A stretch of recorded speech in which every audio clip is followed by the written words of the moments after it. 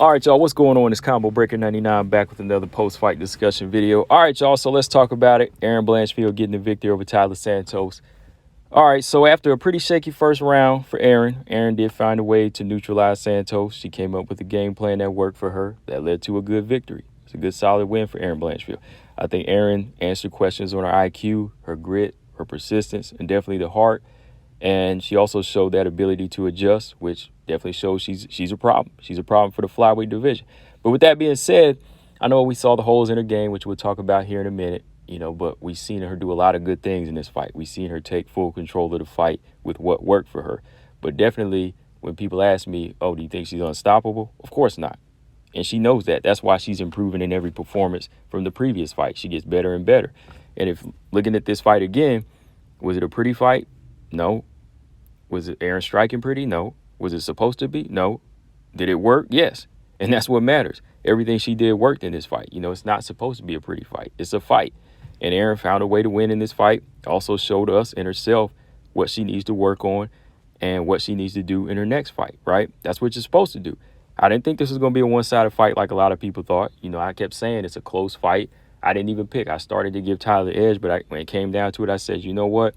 This is going to be an even match fight because both have that grit, both have their strengths, but it's going to come down to who really wants it more in this type of fight and who might lack in the gas tank department.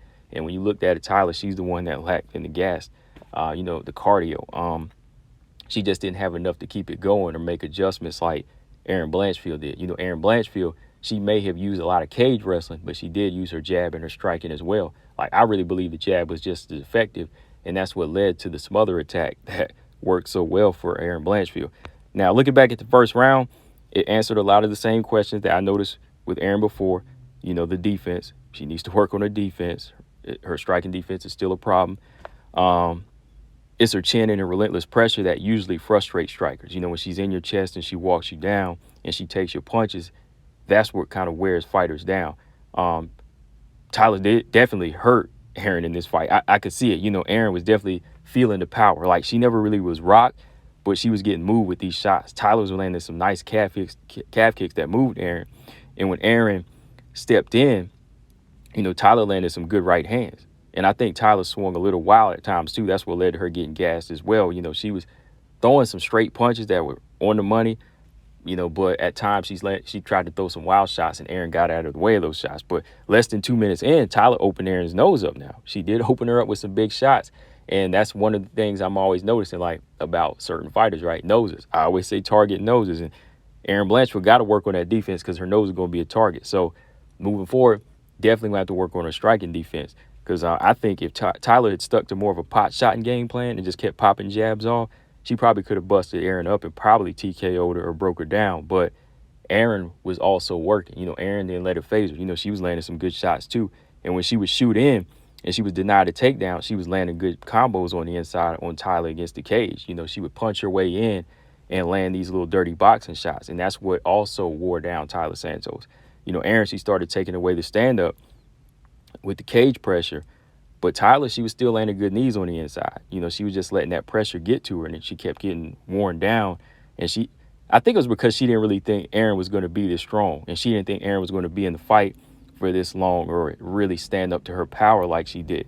That's one of the things that I think kind of wore Taila Santos down mentally. Erin couldn't get a takedown on her, but she was always on her. She was always on her. Throughout the first round, she was in her face. Erin, she couldn't get a takedown, and she was outstruck cleanly in the first round. I agree with that. She lost the first round, but it was starting to go her way. It was definitely going into the style that she wanted, clinch up and work Taila against the cage. Going into the second round, Erin started working that double jab right away. And that's why I say the jab was just as effective as the pressure in the cage fighting, because as soon as the round started, she started with the double jab, and she did a nice job of blocking some of Taila's offense. Like, she actually parried a couple of those shots and like pushed him down like George Foreman style and kept walking in. Erin's plan of locking up, that's what she wanted. She was going to get it.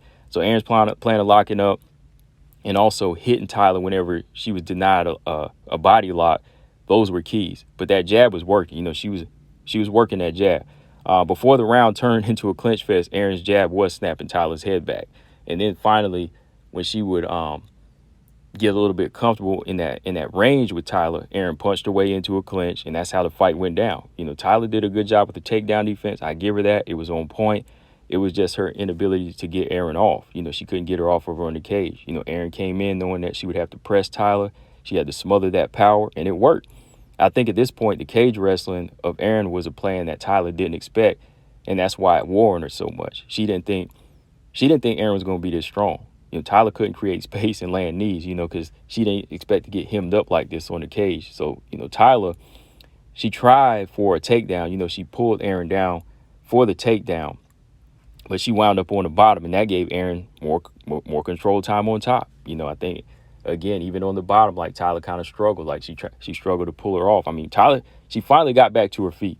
She showed that she does have that athleticism, and she can scramble back up. But it took a lot out of her, I think. It took a lot out of her. She avoided the submission attempt from the back, but she was just really getting worn down. She wasn't expecting that strength and control from Erin. Like it or not, it really did work. It wasn't like a lot of action or damage from Erin, but Erin was making it happen in that second round. So at this point, I had it 1-1. Santos and Blanchfield, the beginning of the round, they exchanged some good. Beginning of the third round, they exchanged some good jabs. You can see Taila still having that power advantage, but Taila started to swing wild, man. And Erin, she was making her miss more and more. And Erin started touching her more with straight punches. So as she landed a few straight punches, Erin shoots back in. You start to see that getting takedowns aren't really going to be her thing or really be easy moving forward in the future against these big girls. But at the same time, she can make it work in her favor. And she kept that close range, just really working Taila against the cage. Erin popped off some hard jabs again, kept mixing it up with Taila. Erin just made it a gritty fight to the end, using elbows, never backing down, just kind of pushing the power puncher back towards the cage. At the end of the round, she was just mauling Taila again, mauling her across the cage. Taila was just doing her best to stay on her feet, which she did. There was a couple times, I think even in the second round, where Erin pulled her off the cage to try to get her down, but Taila had great balance. I think it was like 100%, 100% takedown defense for Taila in this fight. It was 12 out of 12 takedowns denied. She did that well, but overall, her offense just wasn't on point. She couldn't make adjustments with her striking, and she started to punch a little wild, and she could never create that space or escape from the cage. Erin was just on her like that. So, yeah, she just mauled her to the end. They exchanged a little bit at the end of the round, but nobody landed anything big. At the end of the third round, they both made it out. And, 2-1 for Erin Blanchfield. It was a good fight. I thought it was a good fight. I like the level we seen Erin rise to.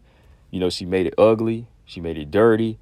But she made it work for her against a big, strong flyweight. Erin isn't a clean striker. We know that. So the way she applies it to her style, it works in her favor, and that's all you want. If you're that particular fighter, that's all you want. She's more offensive and relentless. But with that being said, she will need to work on her defense. So I'm serious. She does need to work on her defense. Believe me, I've been saying that for a while now, even since the Sarah Alpar fight. She needs to work on her defense. You won't be able to take clean strikes from girls that are setting them up and they're quicker on the draw and they have quick feet. Because her nose is a target. Her nose will be a target for those strikers that move and they don't want to engage with her like that in the pocket. They'll pick her apart for real. The strikers in the division, they'll pick her apart. But I'm sure that's something she'll work on. She's going to have to work on taking her head off the line. Even when she throws the jab, she's going to have to take it off the line, keep it, kind of tilted to the side like she does. She's going to have to go back to that type of striking stance. Again, I didn't expect something pretty, from Erin Blanchfield in this fight. I expected a smart fight, and that's what she gave us. She went in, executed what worked, showed that she's a big, strong woman even at 24, and that will be a problem for some of these girls at the top, even like Valentina. It'll be a problem. It will be a problem, I think, because, Valentina hasn't fought anybody with this type of strength yet, so if Valentina doesn't pick her apart and Erin gets on the inside, it's going to be a hard time getting her off because Erin's going to muscle you. She's going to maul you. So moving forward, I think Erin, she might have earned that title shot, but we'll talk about that here in a minute.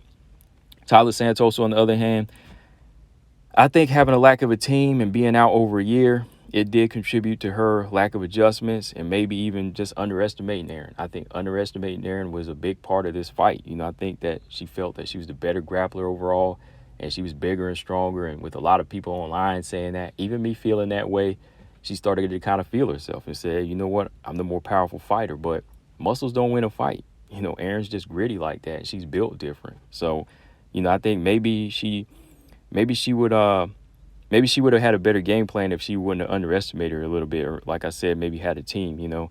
But Taila, she had a good showing in the first round. You know, definitely still shows that she has power, good power. She just needs to stick to more of a setup and don't swing as much because she missed a lot of shots. And that's what let Erin get in her space too much. She just let Erin invade her space. You know, she needs to work more off of guess what? The jab. You know, she got to work more off the jab as a big, strong, long fighter in this division. You know, somebody with the Muay Thai background, you know, she's got to start fighting a little bit more educated on the feet. Stop trying to, you know, depend on power, you know. So I think Taila just needs to get back to business and, you know, fight down. You know, maybe a fight with Lauren Murphy or Caitlin Chikagan would be good for her. But, hey, even a Macy Barber fight, that might make her step her game up. That's a good one. So we'll see what happens with Taila from here, man. You know, I definitely don't think it's over. You know, Tyler's only 30 years old as well, you know, early 30s. So she's just hitting her prime, all right? And who knows, 135 could be another option for her. But we'll see. From here, Erin earned her shot. Erin may have earned her title shot, but we'll see what the fight next weekend offers, because Manon has been number 2 for a while. She's been teetering from number 1 to number 2. And she's facing off against Rose, who has a lot of pull and a lot of credibility as a 2-time strawweight champion and known as one of the pound-for-pound best fighters. You know, somebody like Rose, you know, she could just step in where she wants and just kind of jump the line if she feels the need to, right? You know, if she talks to the matchmakers about coming back, all Rose has to do is say, you know, I want a challenge, and they'll get her in where she fits in. But she has to win next weekend, right? So, yeah, I think it all comes down to the winner of next weekend and how good they look next weekend to see if they for sure can lock in their shot against the winner of Grasso Shevchenko 2 next month. All right. So, yeah, guys, let me know in the comment section what y'all thought of the fight. Yeah, my final thoughts: Erin Blanchfield, good, smart fighter. Of course, she needs to work on things, but what she has now, I think it can give a lot of the girls problems at the top. But her kryptonite is going to be the movers and the shakers in the division, like Alexa Grasso and Manon Fiorot. Because honestly, I think Manon would beat Erin, especially even after seeing this performance now. But I think Grasso could too. But if Blanchfield was to get her hands on Grasso, she might put the squeeze on Grasso. But if Grasso can box and keep it at a range, she would just outbox and outstrike Erin at that point. But I think actually style-wise, if Valentina doesn't like step up her volume in a fight with Erin might get in on her and outmuscle her a little bit. But that's just my thoughts, guys. Early look, even after a second viewing of this Taila Santos fight. What do y'all think in the comment section? Let me know. Combo Breaker 99, I'm out. Subscribe. Peace.